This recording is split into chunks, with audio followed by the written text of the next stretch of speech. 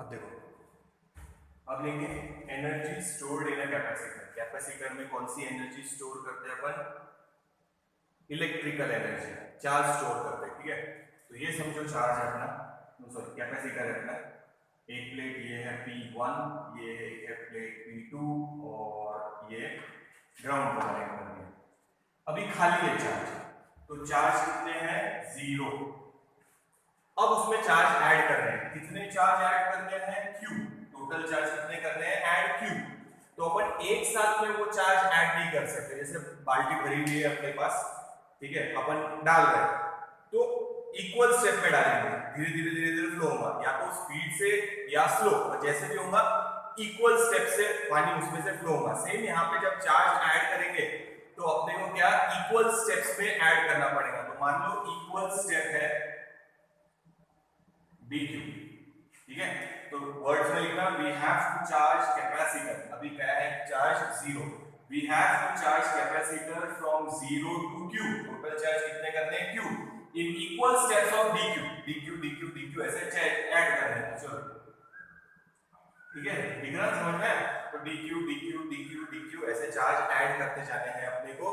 कहां से कहां तक? 0 से लेके q तक। मान लो जब पहला चार्ज ऐड करेंगे, पहला चार्ज क्या ऐड करेंगे? dq, स्मॉल चार्ज, कोई वर्क नहीं करना पड़ेगा क्योंकि यहाँ पे कोई दूसरा चार्ज था ही नहीं, तो अपने आप यहाँ नेगेटिव चार्ज आएगा, पॉजिटिव चार्ज इधर का ग्राउंड पे चला जाएगा। अब अपन दूसरा चार्ज ऐड करेंगे, पर जब मैं दूसरा चार्ज ऐड करने जाऊंगा तो इस फर्स्ट चार्ज के अगेंस्ट क्या करना पड़ेगा? वर्क। ठीक है, तो पहला चार्ज को ऐड करना था तो कोई वर्क करने की जरूरत नहीं थी, खाली था। बट जब अपन ने dq चार्ज ऐड कर दिया, अब नेक्स्ट dq स्टेप डालने वाले हैं, नेक्स्ट dq चार्ज डालने वाले हैं, तो अपने को वर्क करना पड़ेगा। ठीक है, मान लो सेकंड चार्ज भी ऐड कर दिया। अब जब थर्ड dq ऐड करने जाएंगे, dq dq dq ऐड करते करते टोटल क्या ऐड कर रहे हैं? Charge q। अब दो चार्ज के अगेंस्ट रिपल्शन है, मतलब फोर्स क्या हो रहा? इंक्रीज, तो वर्क डन भी क्या होगा? इंक्रीज। समझ में आ रहा? पहला चार्ज जब ऐड किया तो कोई वर्क नहीं करना था, जब दूसरा चार्ज ऐड किया तो सिर्फ इसके अगेंस्ट रिपल्शन था। अब तीसरा चार्ज इन दोनों के अगेंस्ट रिपल्शन, फिर जब चौथा चार्ज तो इन तीनों के अगेंस्ट रिपल्शन। तो यहां फोर्स कांस्टेंट नहीं है, तो वर्क डन भी कांस्टेंट नहीं है। तो सादा formula work done is equals to force into displacement नहीं लगा सकते, तो यहां वो पुराना लॉजिक यूज करेंगे। पहले स्मॉल वर्क डन निकालेंगे और उसको बाद में क्या करेंगे? इंटीग्रेट, कहां से कहां तक? 0 से लेके q तक। समझ में आया? तो जब अपन एक चार्ज ऐड कर रहे हैं, कितना चार्ज ऐड कर रहे हैं? Suppose dq dq charge add करेंगे, शुरुआत किया 0 से, तो पहला चार्ज ऐड करने में कोई वर्क नहीं करना पड़ेगा, पर उसके बाद वाले जब चार्ज ऐड करेंगे तो force goes on increasing, repulsion बढ़ते जाएगा। अब 3 के अगेंस्ट रिपल्शन है इसको, तो work goes on, force goes on increasing, तो वर्क डन भी क्या होगा? चेंज। ठीक है, तो यहां सादा formula work done is equals to force into displacement नहीं लगा सकते क्योंकि फोर्स वेरिएबल है। तो अपन हमेशा वाला लॉजिक यूज करेंगे, पहले स्मॉल वर्क डन निकालेंगे और बाद में उसको इंटीग्रेट कर देंगे। ठीक है, तो ये तो कैपेसिटर है, C is equals to Q upon V, final answer ये याद रखना। ठीक है, suppose this is equation number 1। अब यहां ले 0 टू Q, ठीक है, एट एनी इंस्टेंट, बीच वाला कोई तो भी एक इंस्टेंट ले रहे हैं जहां 0 भी नहीं है, जहां कैपिटल Q भी नहीं है। सपोज स्मॉल q है चार्ज एंड स्मॉल v है पोटेंशियल। फाइनल q है और पोटेंशियल v है, कैपिटल है। ये फाइनल है, ये कैपेसिटी है। कैपेसिटी याद रखना इन दोनों पे डिपेंड नहीं करती। अभी चार्ज कम है, पोटेंशियल भी कम है, बाद में चार्ज ज्यादा हो जाएगा, पोटेंशियल भी ज्यादा हो जाएगा। c की value same, small c capital C, कुछ ऐसा लिखना नहीं वहां पे। तो देखो फिर से, we have to increase the charge from 0 to q in equal steps of dq।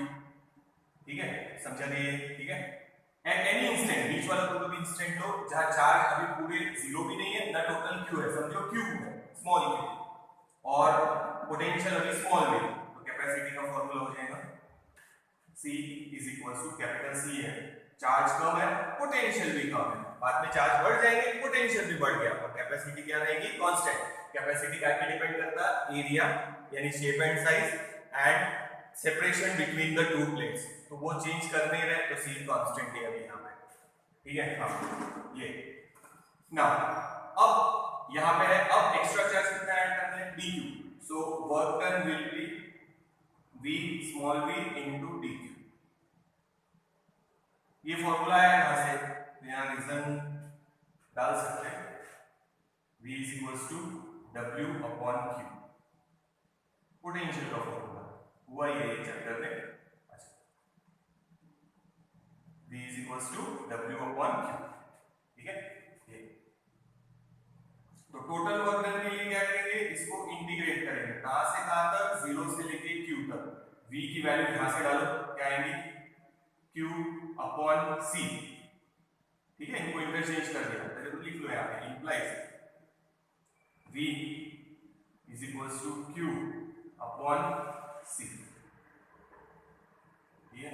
ये वैल्यू सब्स्टिट्यूट यहाँ, c कैपिटल कांस्टेंट है ना, और dq। अब वर्क डन वैसे is equals to q, sorry c बाहर constant, integration of 0 to q, और इधर बचा है q into d, q into d. यहाँ तक देखो, फिर थोड़ा डायग्राम मिटा देते, डायग्राम नहीं है उसमें, डायग्राम का कोई काम नहीं है, ये याद रखना, वो लिख लेंगे और ये देखना बस। तो यहाँ तक देख लो एक बार, इंक्रीज करना है 0 to q in equal steps of dq। जैसे जैसे चार्ज बढ़ाते जाएंगे, फोर्स ऑफ रिपल्शन भी बढ़ते जाएगा, यानी वर्क डन या फोर्स कांस्टेंट नहीं है, तो ऐसे टाइम पे पहले स्मॉल वर्क डन निकालेंगे, फिर टोटल वर्क डन के लिए इंटीग्रेट किया है कहां से कहां तक, 0 से लेके q तक। तो एट एनी इंस्टेंट, बीच वाला जैसे हमेशा करते हैं, बीच वाला कोई इंस्टेंट लिया ना, 0 है ना q है, चार्ज है स्मॉल q, पोटेंशियल है स्मॉल v। अच्छा, ये c और ये c सेम ही है, क्योंकि चार्ज कम है, पोटेंशियल कम है, रेशियो उतना ही, चार्ज बढ़ गया पोटेंशियल भी बढ़ गया, रेशियो उतना ही, तो c कांस्टेंट है, वो चेंज नहीं कर रहे। वो कब चेंज होगा, जब या तो तुम सेपरेशन चेंज करेंगे या एरिया करेंगे चेंज प्लेट का, शेप एंड साइज, तो वो अपन कर ही नहीं रहे, ठीक है। ये नाउ वर्क डन का फार्मूला यहां से लिया है, v इज इक्वल्स टू, फिर से लिख देते हैं, v is equals to dw upon dq, so work done v into dq। Next charge dq add करना है, पोटेंशियल है v, ठीक है। टोटल वर्क डन के लिए इंटीग्रेट, वो डायग्राम मिटा के लिखेंगे, देख लो एक बार, लिखने की जरूरत नहीं है, नोट्स में ही है।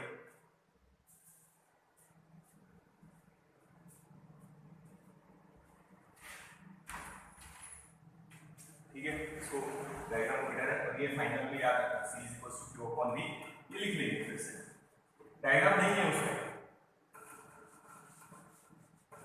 तो डायग्राम की कोई जरूरत नहीं है। Now so work done is equals to 1 upon c, इसका answer q square upon 2 limit 0 to q, ठीक है। Now work done is equals to 1 upon c, और ये 2, या फिर अपर लिमिट लोअर लिमिट डालो, लोअर लिमिट 0 है, सॉरी 0 है, तो डालने की जरूरत नहीं है, q लिखेंगे खाली, so it is q square upon 2। So this work done is stored in the form of energy, u से डिनोट करेंगे, पहला फॉर्मूला हो गया q square upon twice c, या half q square upon c, ऐसा भी लिख सकते हैं, half q square upon c। So this is the first formula. तो ये energy stored in the capacitor का फॉर्मूला हो गया q square upon twice c, या half q square upon c। This work done is stored in the form of energy, तो ये energy हो गई। देख लो यहाँ पे इजी है, सिर्फ समझना, 0 से लेके q तक ऐड करना है in equal step of dq। ये प्लेन है, यहाँ से देखना, एट एनी इंस्टेंट, कोई भी एक बीच वाला इंस्टेंट है, ना चार्ज 0 है ना चार्ज q है, सपोज स्मॉल q है चार्ज एंड पोटेंशियल है स्मॉल q, कैपेसिटी का फॉर्मूला ये है। अब समझो इतने चार्ज है, अब नेक्स्ट इंस्टॉलमेंट dq की ऐड करना है, ये dq की ऐड करनी है, तो उसके लिए क्या करना पड़ेगा, वर्क डन, ये वर्क डन का फॉर्मूला यहां से, स्मॉल वर्क डन निकल लिया, टोटल वर्क डन के लिए इंटीग्रेट करेंगे 0 से लेके q तक, ये हो गया। नाउ देखना, c is equals to q final charge upon total potential v, इसमें वैल्यू सब्स्टिट्यूट करो, u is equals to half Q की जगह क्या आएगा, देखो क्यू की जगह क्या आएगा, सी वी और उसका स्क्वायर अपॉन सी। सो ये हो गया हाफ, ये सी का स्क्वायर हो जाएगा, एक सी नीचे है तो कैंसल, और ये वी स्क्वायर। तो एक ये और फॉर्मूला हो गया, दो हो गया, एक और है। देखो Q की जगह अगर वैल्यू सब्स्टिट्यूट किया यहां से तो C की जगह भी सब्स्टिट्यूट करना पड़ेगा, तो एक और इक्वेशन मिल जाएगा। देखो यहाँ पर दो इक्वेशन हो गए, तो ये क्वेश्चन ऐसा आएगा, derive the equation for energy stored in a capacitor and right it in different forms. तो ये पहले डिराइव किया और उसको डिफरेंट फॉर्म में लिख रहे, ये दूसरा फॉर्म हो गया, ये पहला। एक और बनाते, Q की जगह यहां से वैल्यू सब्स्टिट्यूट किया है, तो अब C की जगह यहां से वैल्यू सब्स्टिट्यूट करेंगे तो सेकंड आंसर मिल जाएगा। देख रहे हैं,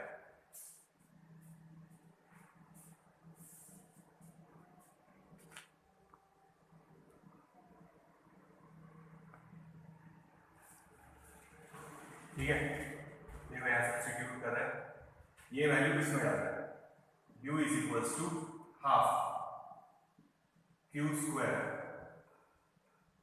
अपॉन C की जगह Q अपॉन V। ये दिख रहा है ना,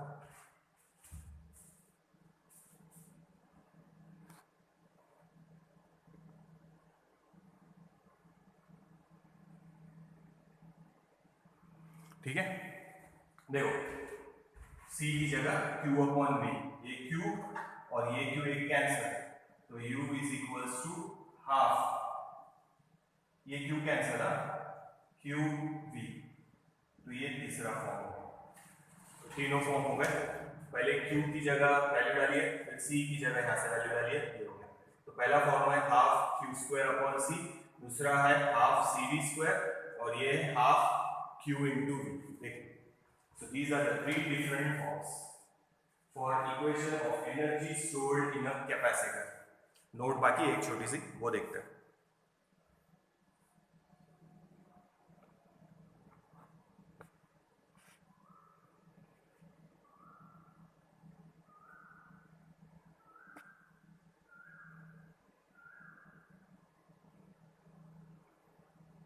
एक बार नोट करो, दिख नहीं रहा था इसलिए थोड़ा एडजस्ट कर दियो।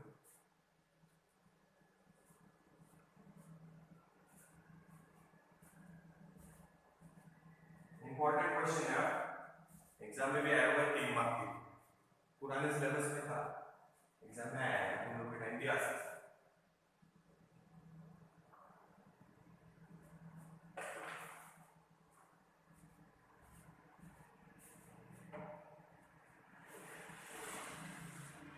ठीक है, अब नोट लेते हैं इसकी। अब देखो आगे नोट है, इसमें लिखने की जरूरत नहीं, याद रखना, फिर इन ब्लैंक वगैरह आया तो, या वन लाइन 1 मार्क वाले। एनर्जी के 3 फॉर्मूले, Q स्क्वायर या half Q square upon C, दूसरा था हाफ C V स्क्वायर, और तीसरा ये भी काम करते हैं हाफ Q इंटू V। ये अभी अपने काम का वर्क डन का फॉर्मूला क्या लिखते हैं अपन, पोटेंशियल का V is equals to W upon Q। So W is equals to V into Q। Work done कितना किया है टोटल, कितना है V into Q। Energy store कितनी हुई है, V इंटू Q अपॉन 2, यानी हाफ एनर्जी स्टोर हुई है, हाफ एनर्जी गई का। तो याद रखना, अगर फिल इन द ब्लैंक में आया कि energy supplied by the cell, तो क्या लिखेंगे Q इंटू V, इसके जैसा लिख देते, इधर मल्टीप्लाई कर दिया, ये Q इंटू V। कैपेसिटर में कितनी एनर्जी स्टोर हुई, हाफ Q इंटू V, तो बची हुई हाफ Q इंटू V कहां गई, it is wasted in the heat generated in the wire और बैटरी इटसेल्फ। वायर में हीट जनरेट होगी, देखो करंट फ्लो होगा, जूल्स लॉ पढ़ा है अपन ने कि जब किसी वायर में से करंट पास करेंगे तो हीट जनरेट होगी, और बैटरी में से भी करंट फ्लो होता तो वहां पे भी क्या जनरेट होगी, हीट। तो देखना टोटल एनर्जी सप्लाइड या टोटल वर्क डन ये है, पर एनर्जी स्टोर कितनी हुई है, खाली हाफ QV, बची हुई हाफ QV कहां गई है, it is wasted in heat generated in the wire और बैटरी इटसेल्फ। तो किसी ने पूछा तो याद रखना, फिल इन द ब्लैंक में टोटल एनर्जी कितनी सप्लाई हुई है, Q इंटू, स्टोर कितनी हुई है, half Q into B, waste कितनी हुई है, हाफ Q इंटू बी। ये ऐड करते यही मिलेगा, ये इंपॉर्टेंट है, ध्यान रखना। अगर आया कहीं पे फिल इन द ब्लैंक में तो ये मत लिखना कि टोटल एनर्जी सप्लाई कितनी है, पूछा अगर fill in the blank total energy supply to the capacitor by the cell या बैटरी, तो क्या लिखेंगे, Q into B. Energy stored in the capacitor पूछा तो हाफ Q इंटू, तो बची हुई हाफ Q इंटू बी कहां गई है, it is wasted in heat generated in the wire और इन द बैटरी। बैटरी में भी हीट जनरेट होगी और वायर में भी हीट जनरेट होगी, उसमें वेस्ट होगी। तो याद रखना टोटल वर्क डन या total energy supplied is Q into B, store हुई है हाफ Q इंटू बी, बाकी क्या हो गई है, वेस्ट हो गई है, कहां, हीट जनरेट हुई है वायर में और बैटरी इटसेल्फ। तो ये थोड़ा सा याद रखना फिल इन द ब्लैंक में। तो टोटल एनर्जी सप्लाई ये हुई है, ये इतनी एनर्जी स्टोर हुई है, इतनी एनर्जी वेस्ट हुई, समझ में आया। तो न्यूमेरिकल में क्या आया, energy supplied by the cell, तो ये फॉर्मूला लगाएंगे, energy stored by the capacitor, तो ये फॉर्मूला लगाएंगे, एनर्जी वेस्टेड, ये फॉर्मूला लगाएंगे, ठीक है। तो ये थोड़ा सा ध्यान रखना, आगे चलिए।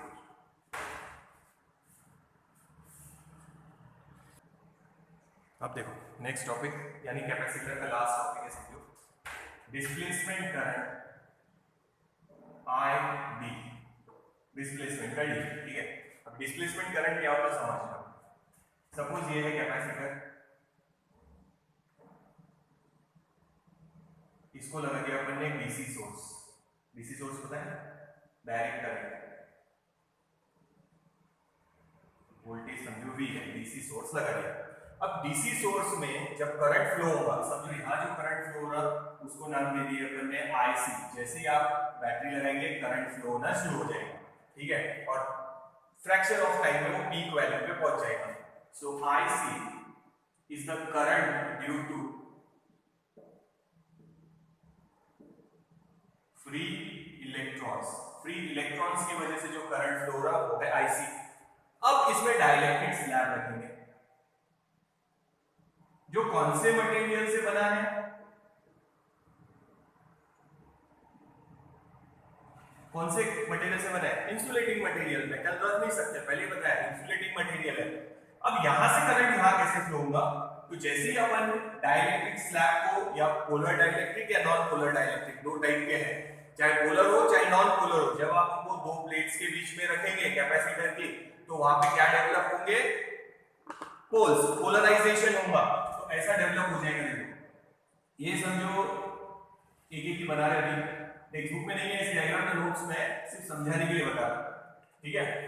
तो ये है प्लेट को दूर कर देते, गैप नहीं है, सिर्फ समझाने के लिए गैप बना रहे हैं, तो नहीं तो बाकी एयर है ऐसा कंसीडर नहीं करना। तो ये पॉजिटिव को है तो यहाँ कौन से पॉजिटिव, ये नेगेटिव है तो यहाँ नेगेटिव।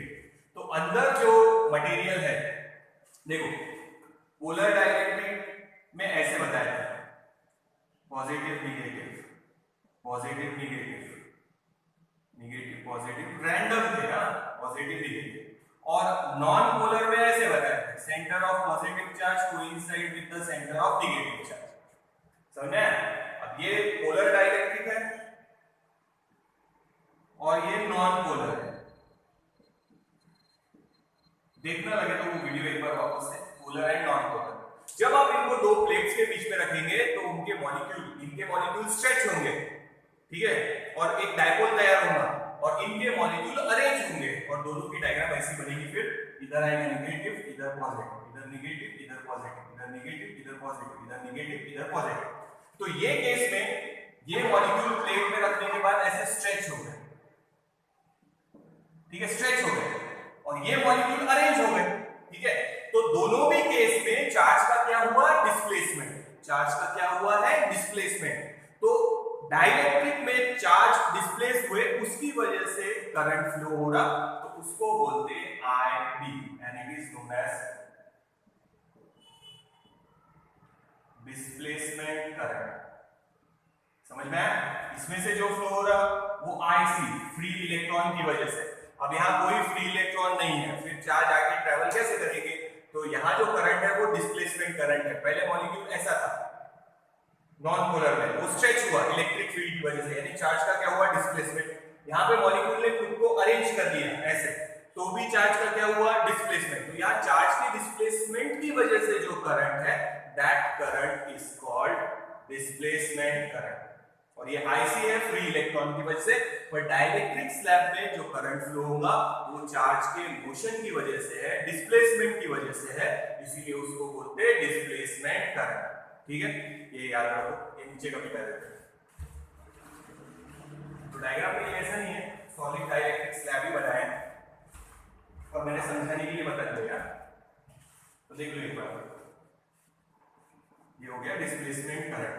डेफिनेशन याद रखो, डाइलेक्ट्रिक स्लैब में मॉलिक्यूल्स अपने आप को अरेंज करेंगे, स्ट्रेच होंगे, ठीक है, there will be displacement of charge, due to that displacement of charge a current is developed, that current is called displacement current in the dielectric.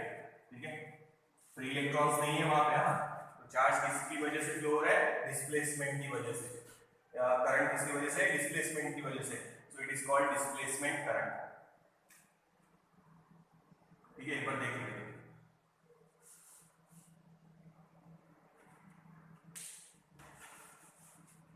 समझ लो, आगे चलते हैं।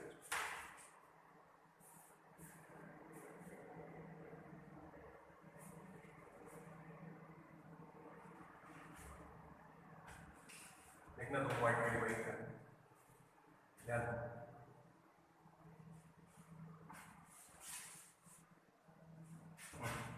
इधर देखो, इलेक्ट्रिक फील्ड इंटेंसिटी अंदर कैपेसिटर के डायरेक्ट लिख रहे हैं, क्योंकि डेरिवेशन में लिया था, अंदर कैसे फॉर्मूला लिखा था, E is equals to sigma upon twice K epsilon 0 plus sigma upon K नहीं लिया था, के लिया था तो बाद में डालेंगे के, ट्वाइस एप्सिलॉन 0 प्लेट के बाजू में, इस प्लेट का और इस प्लेट का, तो फॉर्मूला सिग्मा अपॉन एप्सिलॉन 0।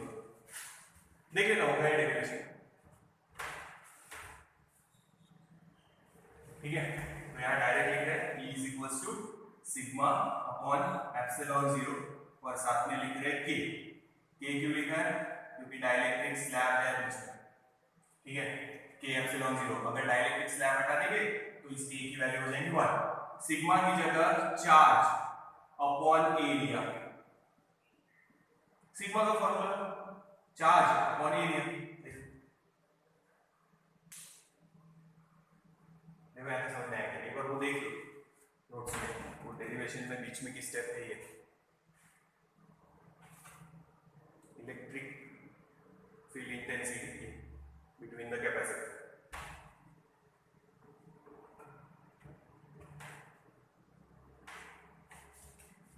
ठीक है, तो इसको यहीं रख के इसको ट्रांसफर कर देंगे, क्यू ए के एप्सिलॉन 0, ए के एप्सिलॉन 0 इनटू ई, डिफरेंशिएट कर रहे हैं with respect to time, differentiate with respect to time, तो ये हो जाएगा dq upon dt is equals to a K epsilon 0 और ये हो जाएगा de अपॉन dt। ठीक है, देख रहे पर यहाँ डिफरेंशिएट किया उसको खाली वहां तक दिख रहा, ठीक है। तो ये जो dq अपॉन dt है ये है अपना ये IC, सो IC is equals to a K epsilon 0 de upon dt। सो इस पर से अपन ऐसा लिख सकते हैं IC is directly proportional to de upon dt। तो ये IC का फॉर्मूला है। डिस्प्लेसमेंट करंट क्या है वो देखते हैं, और ध्यान रखना ये और ये सेम रहेगा, IC ID वही लिख रहे हैं, पहले यहाँ तक देख लो।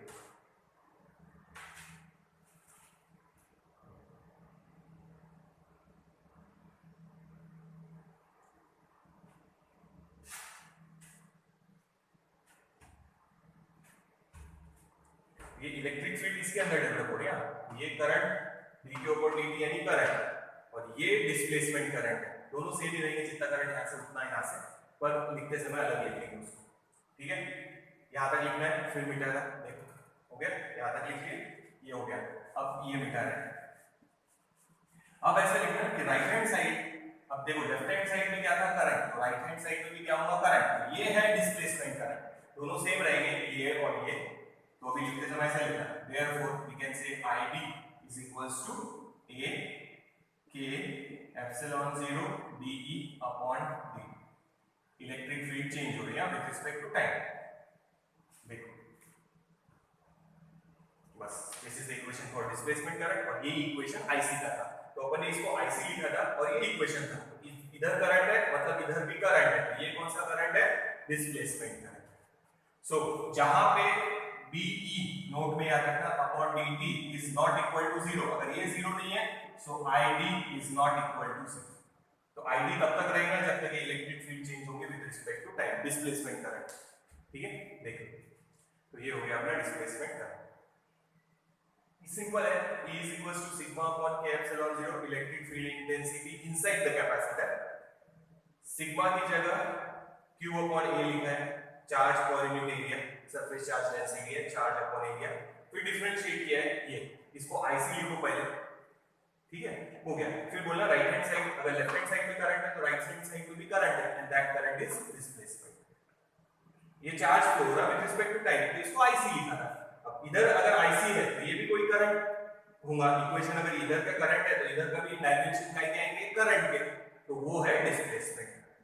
देखो यार तो समझना, यहां से फ्री इलेक्ट्रॉन फ्लो हो रहा है उसकी वजह से जो करंट फ्लो हो रहा है, मगर यहां पे जो करंट फ्लो होगा वो होगा because of movement of charge, displacement of bounded charge, याद रखो बाउंडेड है चार्ज, फ्री नहीं है, displacement of bounded charge, due to that displacement of bounded charge कौन सा करंट डेवलप होगा, डिस्प्लेसमेंट करंट आएगा, ये याद रखो। चलो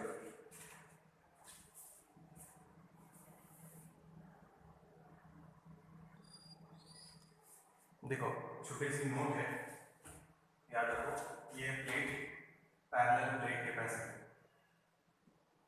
इसका फॉर्मूला क्या लिखा था अपन ने, C is equals to A epsilon 0 upon D, और अगर बीच में डाइलेक्ट्रिक स्लैब डालेंगे तो K आ जाएगा खाली एप्सिलॉन 0 के साथ, अभी फिलहाल ये याद रखो। अब अपन क्या करेंगे, ऐसे लगाएंगे, ये डाइलेक्ट्रिक स्लैब नहीं डालेंगे, ये प्लेट से अलग अलग, ठीक है, ये है P1, ये है P2, ये है P3, ये है P4, this is P5 and this is P6, ऐसी डायग्राम अपन ने निकाली थी, और उसमें अपन ने दो प्लेट थे और उनके बीच में क्या ऐड किया था, dielectric material K1 K2 K3 K4 K5, पर अभी ऐसा नहीं है, अभी बीच में प्लेट्स है सब, ठीक है, कितने प्लेट्स है, 6, पर कैपेसिटर देखना कितने बन रहे हैं, एक गैप देखो 2 3 4 5, तो अगर n प्लेट्स है, जैसे 6 है तो कितने बने 5, तो अगर n प्लेट्स है तो कैपेसिटर कितने बनेंगे, n-1, तो कैपेसिटी का फॉर्मूला हो जाएगा n-1 A एप्सिलॉन 0 अपॉन, ये एक के लिए, तो ये 5 है, जैसे 6 प्लेट है, 6 - 1 टोटल कितने हो गए, तो एक ये याद रखो नंबर ऑफ प्लेट्स के हिसाब से,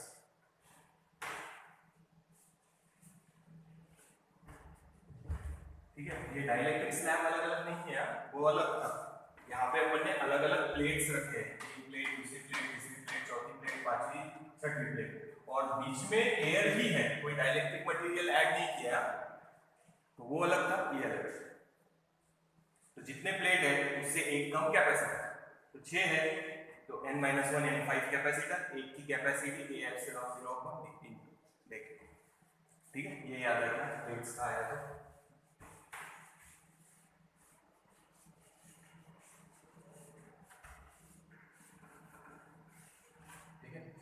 उसके बाद देखो ये सिर्फ याद रखना है, प्रेशर ट्रैक वगैरह में आया तो, ये था पैरेलल प्लेट कैपेसिटर, ऐसे भी कैपेसिटर बोल सकते हैं, सिलेंड्रिकल शेप, अंदर डालेंगे पॉजिटिव चार्ज, ये बताया था कि सिलेंड्रिकल शेप भी हो सकते हैं, यहां आएंगे नेगेटिव चार्ज दूसरी प्लेट पे, थोड़ा दूर, ये दूसरा स्फीयर कॉन्सेंट्रिक स्फीयर, ये नेगेटिव चार्ज और इसमें पॉजिटिव चार्ज आएंगे, वो कहां चले गए, ग्राउंड में, एक रहता सिलेंड्रिकल शेप कैपेसिटर,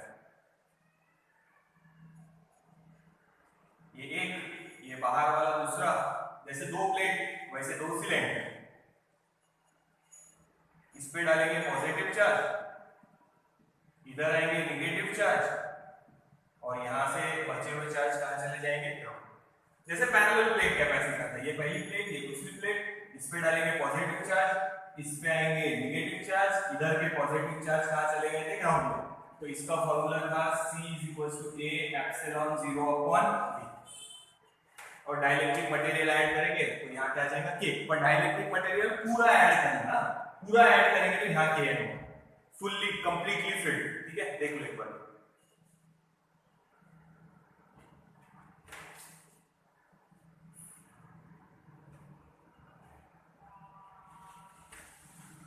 तो देखो इसकी रेडियस है समझो A, आउटर स्फीयर की रेडियस है B, कैपेसिटी का फॉर्मूला है 4 pi epsilon 0 A into B upon B minus A, where A is the radius of inner sphere, B is the radius of outer sphere. तो spherical shape के लिए ये formula, ठीक है, just fill in the blank के लिए याद, note में दिया हुआ है, नोट्स में देख लें।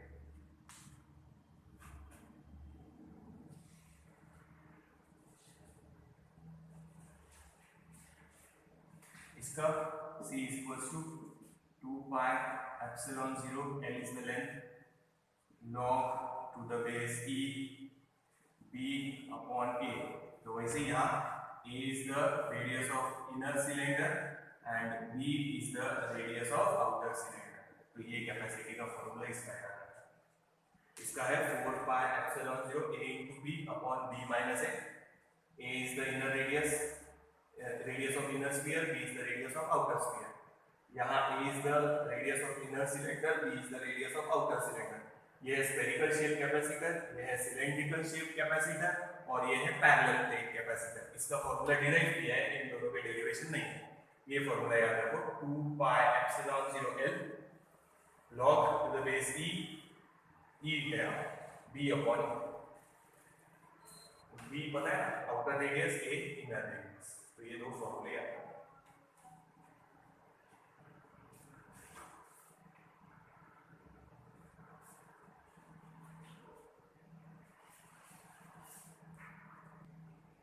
चलो लास्ट टॉपिक है इस चैप्टर का, वेंडी ग्राफ, GR-8SS। ठीक है, Wendy graph generator. It is an particle accelerator, particle को एक्सेलरेट करने के काम आएगा। कैसे पार्टिकल को एक्सेलरेट करेगा वो देखते हैं, पहले डायग्राम समझना। अच्छा, और ये चीज याद रखना कि मेटल पे जब चार्ज ऐड करते हैं तो मेटल पे चार्ज खाली कहाँ रहेंगे, सरफेस पे। ठीक है, ये देखो एक pulley, this is second pulley, motor है, रोटेट कर सकते हैं इसको। अब डायग्राम में मोटर बताने की जरूरत नहीं है, सिर्फ डायग्राम समझना अच्छे से, उसका ही डिस्क्रिप्शन है, इक्वेशन वगैरह कुछ नहीं है। ठीक है, this is pulley P1 and this is pulley P2। Motor से इसको रोटेट करेंगे, इस पे बेल्ट लगा दिए, जैसे चक्की में बेल्ट रहता वैसे एक बेल्ट लगा दिया। ठीक है, अपन स्टडी कर रहे हैं वेंडी ग्राफ जनरेटर।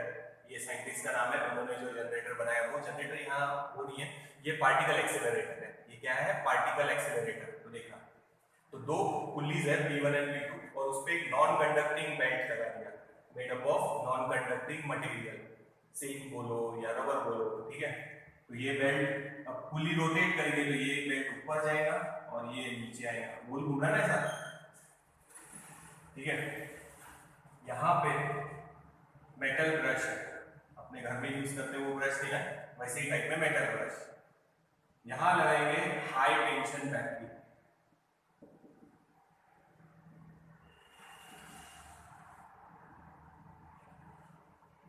ठीक है, देखो समझ में आ रहा है कितना।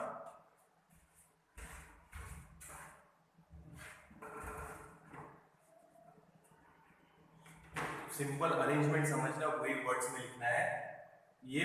अच्छा, इसका प्रिंसिपल भी है, पर पहले समझा दूं तो समझ में आएगा प्रिंसिपल क्या है। ठीक है, तो ये है एक पुली, ये है दूसरी पुली, पुली P1, पुली P2, और पुली नहीं पुली, तो ये बेल्ट एक, ये दूसरा बेल्ट, यानी गोल घूम रहा है सब। चक्की में जैसे बेल्ट लगा हुआ रहता है ना, वैसे ही एक चक्का दूसरा चक्का। अब इसको मोटर से घुमाएंगे, ये बेल्ट ऊपर जाएगा, यहाँ से फिर नीचे आएगा, ये गोल गोल घूम रहा है ऐसे, ठीक है। ये अपवर्ड, ये डाउनवर्ड, ठीक है। नॉन कंडक्टिंग मटेरियल का बेल्ट है। नॉन कंडक्टिंग मटेरियल सिल्क का हो सकता है या फिर रबर का हो सकता है, वैसे बेल्ट क्लियर।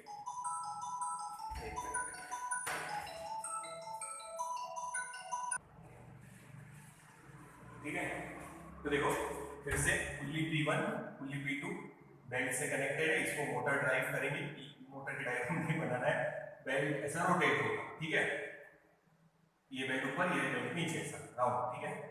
और ये बेल्ट बना है नॉन कंडक्टिंग मटेरियल से। ये है मेटल ब्रश, समझो एक high tension battery, approximately 50 kilo volt DC battery है, 50 किलो वोल्ट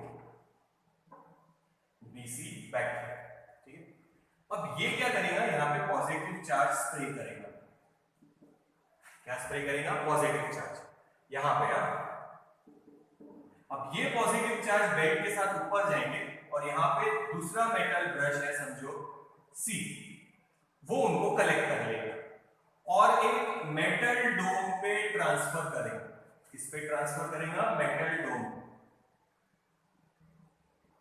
ये है मेटल डोम, नॉन कंडक्टिंग स्टैंड पे रखा हुआ है। इस पे रखा है नॉन कंडक्टिंग स्टैंड पे, डोम दिख रहा है, देखो, ठीक है। इस पे रखा है नॉन कंडक्टिंग स्टैंड, तो स्टैंड बता नहीं रहे अभी, क्या होगा, ठीक है। फिर से देखो, सिंपल अरेंजमेंट है, पुली है, दो नॉन कंडक्टिंग बेल्ट है। ये बैटरी पॉजिटिव चार्ज स्प्रे करेगी, बेल्ट नॉन कंडक्टिंग बेल्ट है तो वो चार्ज को वैसे के वैसे ऊपर लेके जाएगा। ये जो ब्रिसल है या मेटल ब्रश है सी, वो उन चार्ज को लेगा और मेटल डोम पे ऐड करता जाएगा। अब रेगुलर शेप का मेटल डोम है, तो चार्ज कैसे डिस्ट्रीब्यूट होंगे? यूनिफॉर्म। याद रखना, ये प्रिंसिपल में लिखेंगे, चार्ज कैसे डेवलप होंगे? यूनिफॉर्मली। और अब आप जितने ज्यादा चार्ज ऐड करेंगे उतना ज्यादा डेवलप होगा पोटेंशियल। ये हुआ है Q is directly proportional to V। फिर बाद में ये लिखा था C is equals to Q upon V, पर वो अभी अपने काम का नहीं है।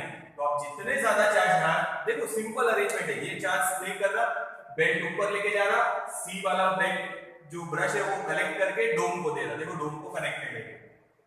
तो ये मेटल डोम पे चार्ज आ रहा है। मेटल डोम पे चार्ज रेगुलर शेप का है, हॉलो मेटल डोम है, सरफेस पे ही रहेंगे चार्ज। चार्ज कैसे डिस्ट्रीब्यूट हुए? यूनिफॉर्मली। कैसे डिस्ट्रीब्यूट हुए? यूनिफॉर्मली डिस्ट्रीब्यूट हुए। यहां तक देखो, समझ में आ गया? चार्ज कैसे डिस्ट्रीब्यूट हुए? यूनिफॉर्मली। और जितने ज्यादा चार्ज डालेंगे उतना हाई पोटेंशियल डेवलप होगा। यहां तक समझ गया क्या? देखो सीधा बैटरी इसको कनेक्ट कर देते तो सारे चार्ज आ जाते, पोटेंशियल बहुत ज्यादा हो जाता, अपन कंट्रोल नहीं कर पाते, ठीक है, अपन कंट्रोल नहीं कर पाते। और हाई पोटेंशियल हो गया जैसे क्लाउड में, तो चार्ज बाजू वाले को ट्रांसफर हो जाएंगे, जैसे मैं अगर एक्सपेरिमेंट कर रहा हूं तो मेरे को भी ट्रांसफर हो सकते हैं, या ग्राउंड को ट्रांसफर हो जाएंगे। इसीलिए अपन यहां से अपने हिसाब से इसका वोल्टेज कंट्रोल करके यहाँ पे चार्ज देंगे, धीरे धीरे चार्ज ऐड होंगे।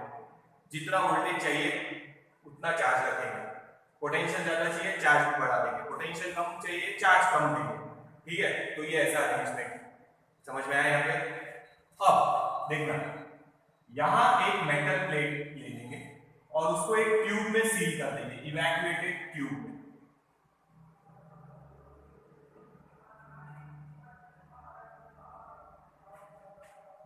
ठीक है, देखो यहाँ पे तो स्वच्छ भारत का चालू हो गया, बस 2 मिनट रुकना पड़ेगा।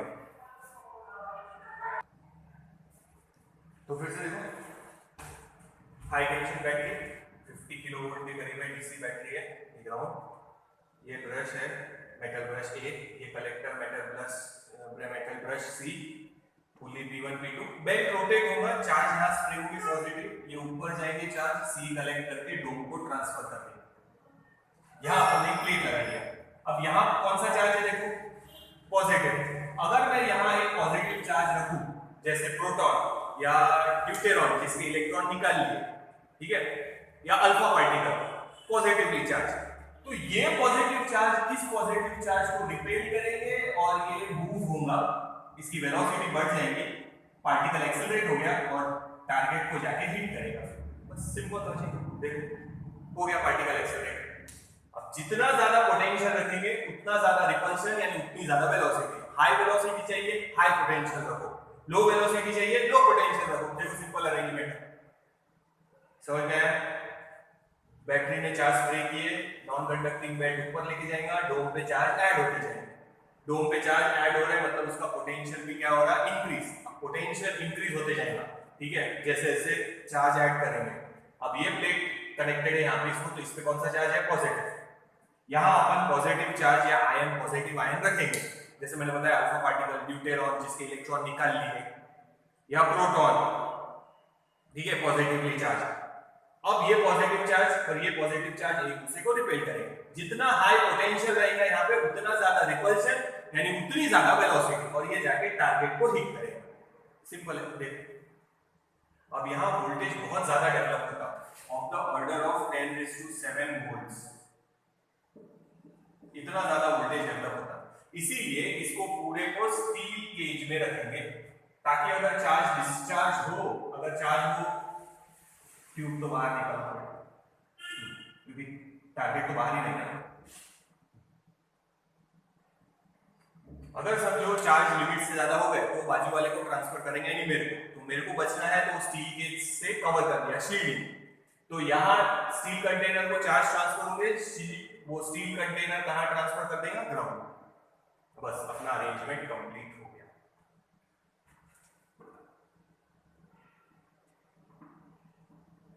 देखिए सिंपल है पार्टिकल एक्सेलरेटर वोल्टेज। तो पहले अपन ने पूरा एक्सप्लेनेशन ले लिया, अब अपन प्रिंसिपल लेंगे। सारे प्रिंसिपल हो ही चुके हैं, देख लो एक बार।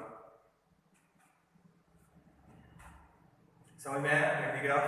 सिंपल है। यहाँ पे चार्ज ऐड करना है, कैसे ऐड करना है, ये बैटरी स्प्रे करेगी ए ब्रश से, सी कलेक्ट करेगा वो और डोम पे ट्रांसफर कर देगा डी, ये स्टील कंटेनर एस, ठीक है ना। डोम पे चार्ज ऐड हो रहा है मतलब क्या इंक्रीज हो रहा, पोटेंशियल, बहुत ज्यादा पोटेंशियल डेवलप होता 10⁷ वोल्ट्स तक। जितना हाई वोल्टेज उतना ज्यादा इस इवैक्यूएटेड ट्यूब में चार्ज डालेंगे पॉजिटिव। अब ये पॉजिटिव और ये पॉजिटिव रिपेल करेगा तो ये पार्टिकल क्या होगा, एक्सेलरेट हो गया, पार्टिकल एक्सेलरेट हो गया। This is particle accelerator. तुम लोगों ने अल्फा पार्टिकल स्कैटरिंग पढ़ा होगा, किसने लिया था, रुदरफोर्ड ने। गोल्ड फॉइल पे अल्फा पार्टिकल बम्बार्ड किए थे। अब अल्फा पार्टिकल पे हाथ से फेंक के मारे थे क्या, नहीं, इससे बम्बार्ड किए थे। ये पार्टिकल एक्सेलरेटर है। तो इसमें अल्फा पार्टिकल डालेंगे, गैस छोड़ दो ना, alpha helium nucleus, helium gas जिसमें आयोनाइज्ड है, वो इलेक्ट्रॉन निकाल लिए, तो वो गैस यहाँ छोड़ेंगे, पार्टिकल ऐड होते जाएंगे पॉजिटिव, ये रिपेल करते जाएगा, मशीन गन जैसे वो फायर करते रहेगा, पार्टिकल टारगेट को जाके हिट करेंगे।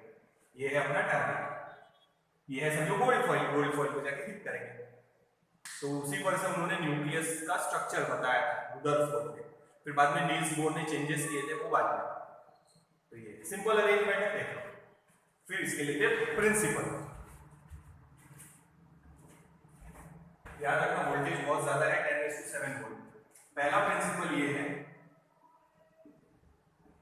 Uniform charge distribution.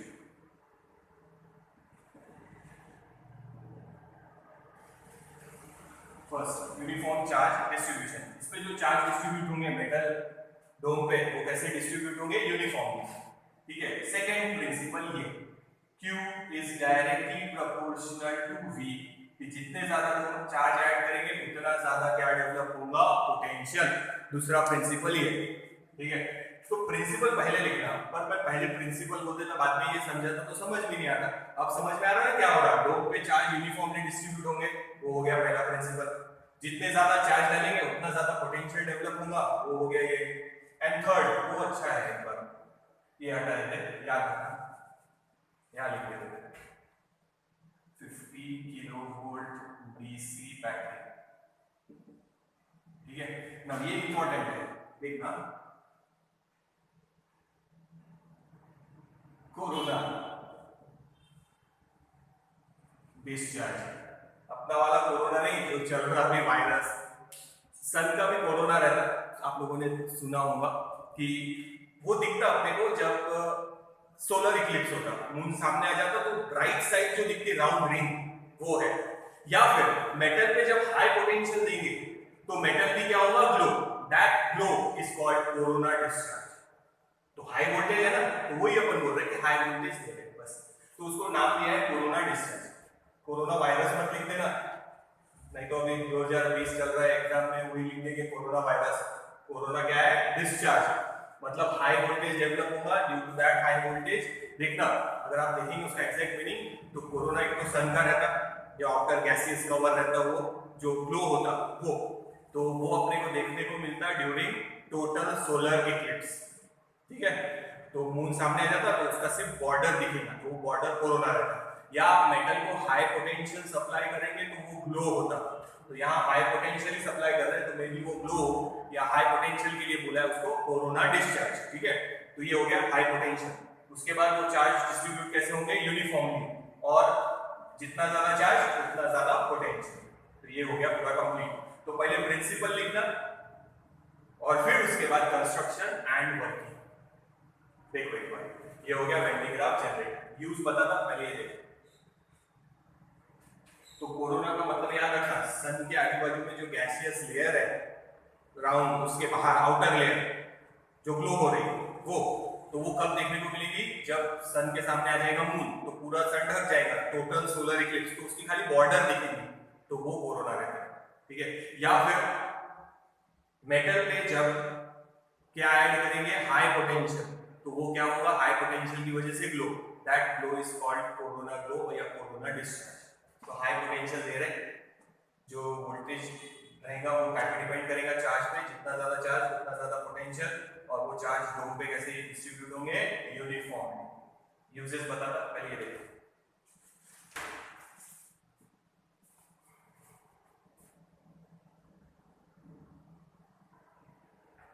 सो याद रखना, this is a particle accelerator.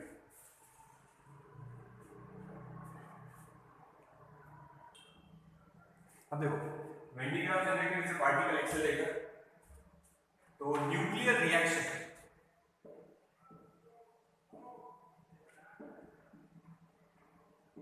Nuclear reaction शुरू करने के काम आएगा या स्टडी करने के काम आएगा।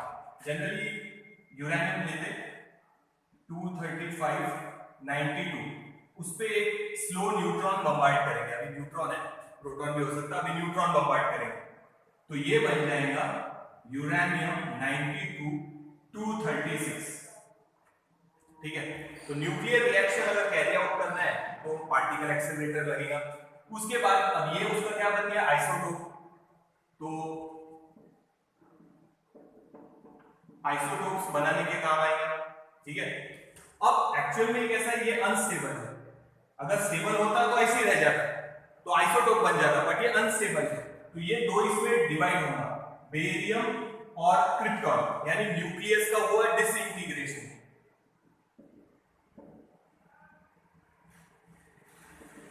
तो न्यूक्लियस का डिसइंटीग्रेशन स्टडी करने के लिए काम आएगा। तो सबसे पहले न्यूक्लियर रिएक्शन, ये न्यूक्लियर रिएक्शन है, न्यूक्लियर रिएक्शन स्टडी करने के काम आएगा या कैरी आउट करने के काम आएगा। आइसोटोप्स बना, ये पर ये अनस्टेबल है इसलिए डिवाइड हो गया, पर कोई स्टेबल रहा तो आइसोटोप भी बना सकते हैं, तो डिफरेंट आइसोटोप्स मेडिकल इसमें यूज होते हैं आइसोटोप्स। तो आइसोटोप्स बनाने के काम आएगा या न्यूक्लियस का क्या स्टडी करने के काम आएगा, डिसइंटीग्रेशन, न्यूक्लियस का डिसइंटीग्रेशन। देखो एक ही इसमें आ गया ऑलमोस्ट, न्यूक्लियर रिएक्शन स्टडी करेंगे, आइसोटोप्स बना सकते हैं, क्या स्टडी कर रहे हैं, न्यूक्लियस का डिसइंटीग्रेशन।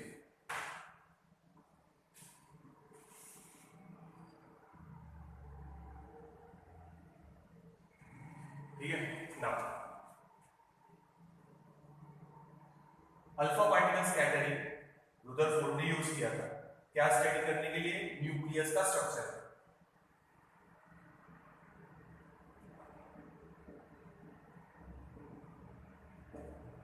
ये सब हो गई यूज। सबसे पहला न्यूक्लियर रिएक्शन कैरी आउट करने के काम आएगा, उससे आइसोटोप भी बना सकते, डिसइंटीग्रेशन स्टडी कर सकते। अगर ये स्टेबल होता तो क्या बन गया, आइसोटोप, और ये अनस्टेबल हो गया इसीलिए डिसइंटीग्रेट हो गया। तो न्यूक्लियर रिएक्शन स्टडी कर रहे हैं, आइसोटोप बना सकते, न्यूक्लियस का डिसइंटीग्रेशन स्टडी कर सकते, या न्यूक्लियस का स्ट्रक्चर।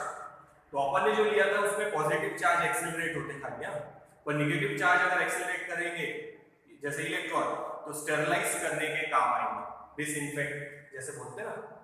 ये देख लो एक बार,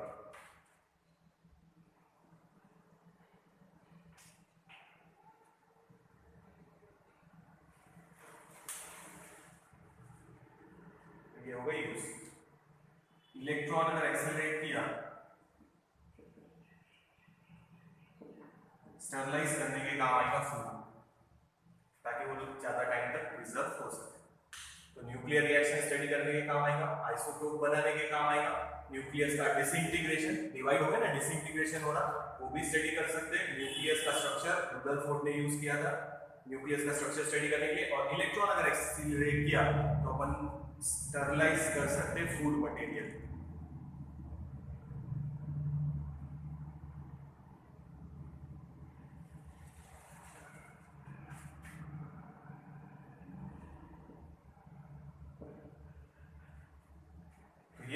उसकी यूज हो गई। एक और पार्टिकल एक्सीलरेटर है बाद में अपने को, साइक्लोट्रॉन। सेम यूज रहेंगे, पार्टिकल एक्सीलरेट करने का तरीका बदल जाएगा। तो this is when D graph generator और ये उसके यूज। देखिए, तो ये अपना लास्ट टॉपिक था इस चैप्टर का। तो यहाँ ये अपना चैप्टर खत्म हो गया।